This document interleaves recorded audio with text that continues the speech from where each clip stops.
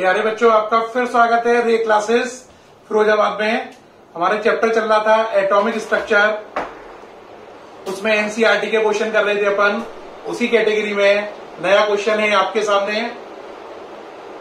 If the position of electron is measured with an accuracy of plus 0.002 nanometre, calculate the uncertainty in its momentum. Suppose the momentum of electron is h upon 4 pi into 0.005 bracket में nanometre. Nanometre means 10 की power -9। Is there is any problem in defining the value? Is there is any problem in defining the values? ठीक, ये question में क्या कह रहा है? वो कह रहा है कि अगर इलेक्ट्रॉन की पोजीशन में जो अनसर्टेनिटी है वो इतनी है, तो बताओ अगर इलेक्ट्रॉन की पोजीशन में इतनी अनसर्टेनिटी हो तो क्या हम इस वैल्यू को डिफाइन कर सकते हैं या नहीं कर सकते हैं। यानी इलेक्ट्रॉन की पोजीशन में अनसर्टेनिटी मींस डेल्टा एक्स दे रखी है और कह रहा बताओ अगर ये डेल्टा एक्स की वैल्यू है तो क्या इस वैल्यू को इससे डिफाइन किया जा सकता है या नहीं किया जा सकता। जो बच्चों ने हाइजेनबर्ग प्रिंसिपल पढ़ा है एक बार उसे रिपीट कर लो। उन्होंने क्या बोला था कि किसी माइक्रोस्कोपिक पार्टिकल के केस में उसकी पोजीशन और मोमेंटम दोनों को सही सही पता नहीं कर सकते एक साथ। अगर पोजीशन सही पता करोगे तो मोमेंटम में अनसर्टेनिटी आएगी और मोमेंटम सही पता करोगे तो पोजीशन में अनसर्टेनिटी आएगी। एक चीज सही होगी तो दूसरी में एरर आएगी। अब इस क्वेश्चन में वो कह रहा है अगर डेल्टा एक्स की वैल्यू इतनी है तो क्या हम इस वैल्यू को डिफाइन कर सकते हैं या नहीं कर सकते हैं। उम्मीद है आपने क्वेश्चन नोट कर लिया है, नहीं किया तो लिख लीजिए। लिख पा रहे हैं? क्वेश्चन को नोट कर लीजिए। ये पोजीशन में अनसर्टेनिटी है, हमें पता करना हम इस वैल्यू को डिफाइन कर पाएंगे या नहीं कर पाएंगे। ठीक, शुरू कर रहे हैं अब इसे। देखो बेटा, हाइजेनबर्ग प्रिंसिपल से अपन पे था formula according to Heisenberg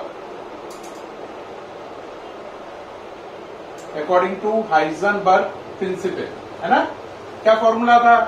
delta X dot delta P greater than और इक्वल टू एच अपॉन 4 पाई।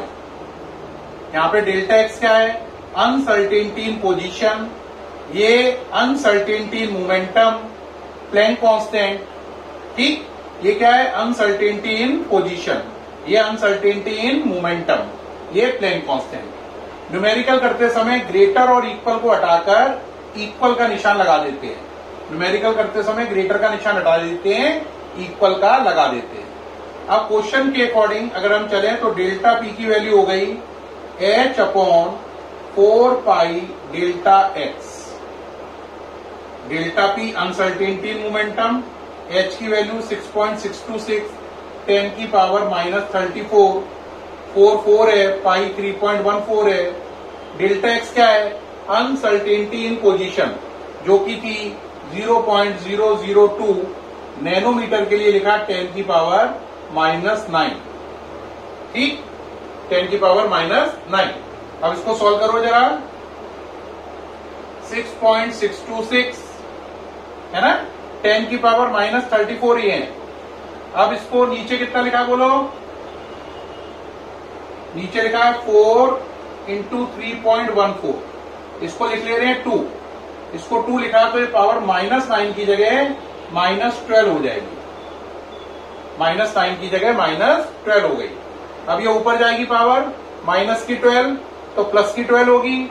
34 में से 12 को कम कर दो, 34 में से 12 को कम कर लो तो ये बचेंगे माइनस के 22। तो ये हो गया डेल्टा पी इक्वल टू 6.626 10 की पावर माइनस के 22 अपॉन 4 इंटू 3.14 इंटू 2।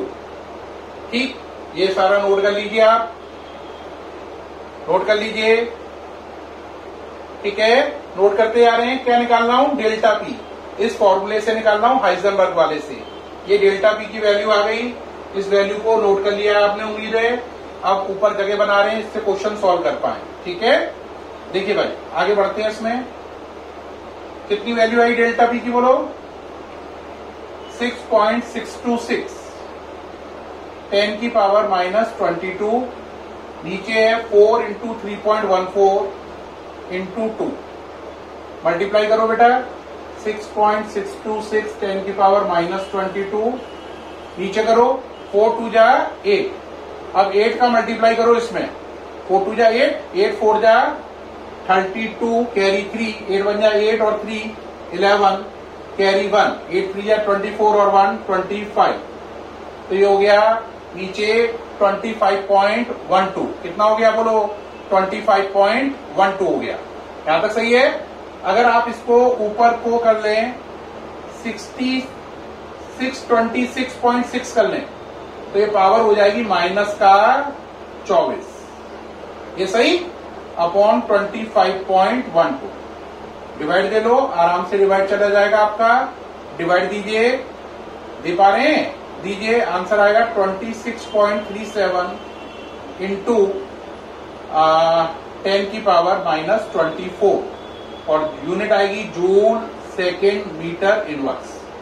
तो ये आ गया delta P, uncertainty in momentum. Note कर लिया। अब नीचे का ये मिटा रहे हैं। अब क्वेश्चन के अकॉर्डिंग एक्चुअल मोमेंटम कितना था जिससे हमें डिफाइन करना था? एक्चुअल मोमेंटम था क्वेश्चन में h अपॉन 4 पाई इंटू कितना था? h अपॉन क्या था? 4 पाई और कितना था?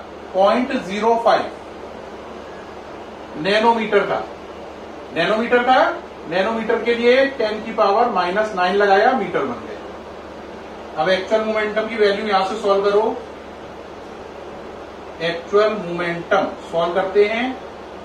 h की जगह 6.626 10 की पावर -34 4 3.14 0.05 को अगर 5 लिख लें, ठीक, तो ये 10 की पावर -11 हो गया। ठीक है। अब कितना हो गया बोलो? 6.626 11 ऊपर गए 34 11 यानी कि 10 की पावर -23। नीचे कितना हो गया? 4 5 जा 20 इंटू 3.14। ठीक है, ये हो गया। अब अगर आप इसको 20 का मल्टीप्लाई कर लें इसमें 3.14 में, तो करो जरा, कितना हो जाएगा? 20 का मल्टीप्लाई करते ही हो जाएगा 62.8। 6.626 10 की पावर -23 अपॉन 62.8। ये सही है। एक्चुअल मोमेंटम निकलता आ रहा है। अब एक्चुअल मोमेंटम को यहां से और सॉल्व कर लीजिए आगे।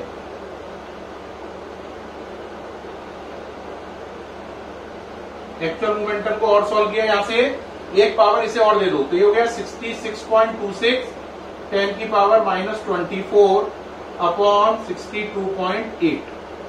ठीक है, यहां से आप पूरा सॉल्व कर लीजिए इसको, एक्चुअल मोमेंटम को। आपका आ जाएगा 1.055 10 की पावर -24। ये आ गया। ठीक, अब दोनों वैल्यूज को सामने सामने लिख लो। ये पूरा नोट कर लिया है? पूरा नोट कर लिया है। अब देखो दोनों वैल्यू को आमने सामने लिख लो। तो देखो ये मिटा रहा हूं। एक्चुअल मोमेंटम कितना आया आपका बोलो?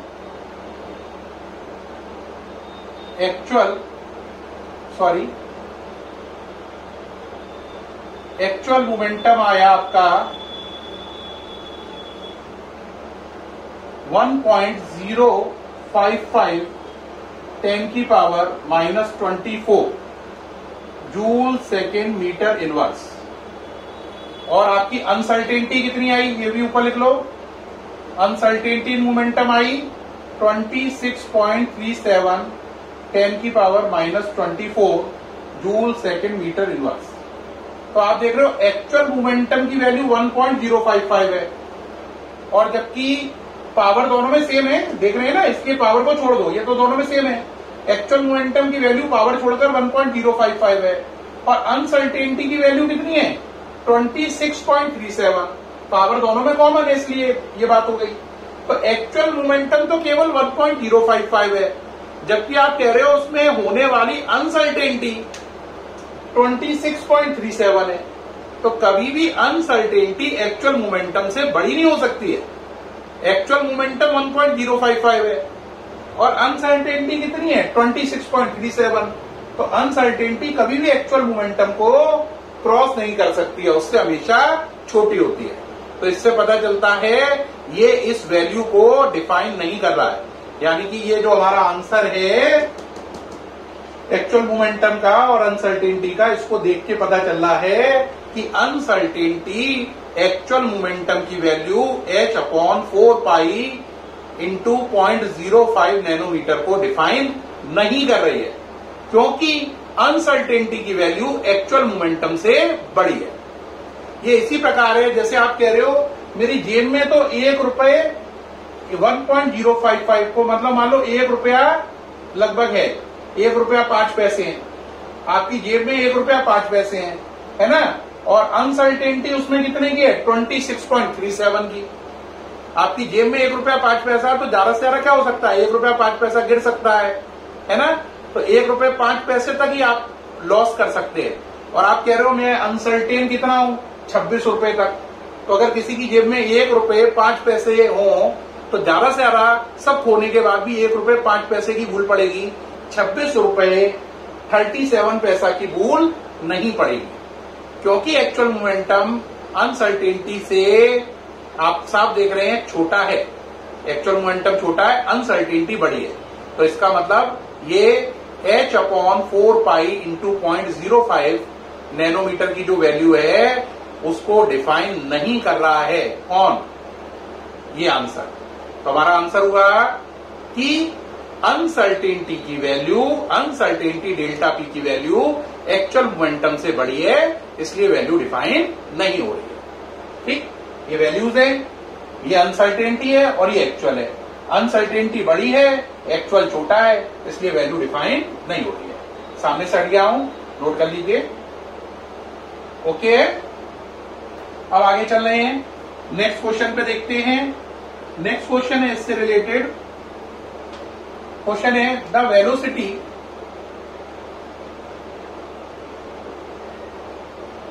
Velocity associated with proton, the velocity associated with proton moving in a potential difference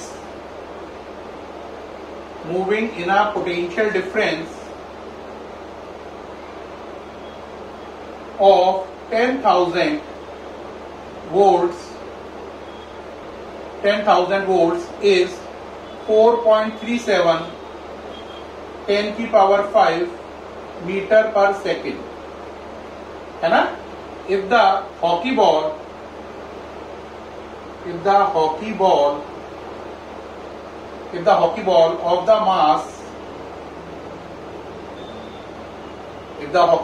of the mass 0.1 kg moving with this velocity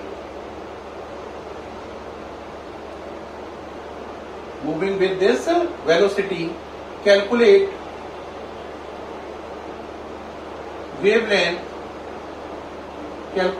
wavelength associated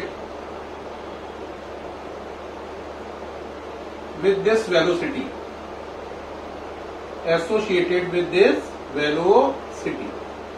question सामने ही है। The velocity associated with proton moving in a potential difference of 10,000 volts is 4.37 10⁵ meter per second. If the hockey ball of the mass 0.1 kg moving with this velocity, calculate wavelength associated with this velocity. Question में कह रहा है hockey ball जो है उसका मास 0.1 kg है और hockey ball की जो वेलोसिटी है वो ही वेलोसिटी किसकी है प्रोटॉन की, यानी कि इतनी। हॉकी बॉल और प्रोटॉन की वेलोसिटी सेम है। हॉकी बॉल का मास 0.1 kg है, आपको उससे रिलेटेड वेवलेंथ निकालनी है। क्या क्या गिवन है? हॉकी बॉल का मास गिवन है 0.1 kg, और जो हॉकी बॉल की वेलोसिटी है वो ही वेलोसिटी किसकी है? प्रोटॉन की है, और उसकी वैल्यू है 4.37 10⁵ मीटर पर सेकेंड।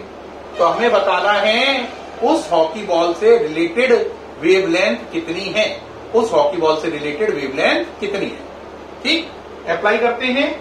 क्या क्या गिवन है, क्या क्या है? देखो भाई, पहली बात क्या हो गई?